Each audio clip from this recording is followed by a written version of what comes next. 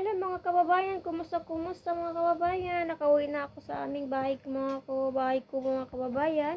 Nakalinis na ako mga kababayan, nakagmap na ako at yung mga anak ko ay natulog. Pagod sila mga kababayan. Pagod din ako mga kababayan kaya hindi ako lang matutulog kasi may mga linisin ako, may ligpitin pa ako mga kababayan. Ayun, ligpitin pa yung mga damit, tupiin pa at hindi pa nga ako nakaligo mga kababayan. Ito pa rin yung damit ko pero mamaya magbihis na ako, maliligo na rin ako mga kababayan. Ayan po mga kababayan. Pagod match yung mga chikiting ko mga kababayan. Pinatulog ko muna yung si Saline kasi mamaya mag-study din siya. May mga susulatin siya. Si Bunso okay lang, wala naman siyang homework. Si Saline marami siyang homework. Sabi ko pahinga ka muna para may ano ka, para may lakas ka mamaya. Ayun po mga kababayan. Yan. Pagod pero masaya. Kasi nakapagbakasyon tayo, 'di ba mga kababayan?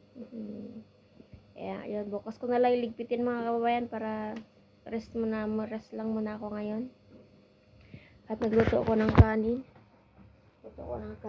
Yan. Luto ko ng kanin at nagawa ako ng coffee with milk. Ayan po mga kababayan, maraming salamat sa panonood.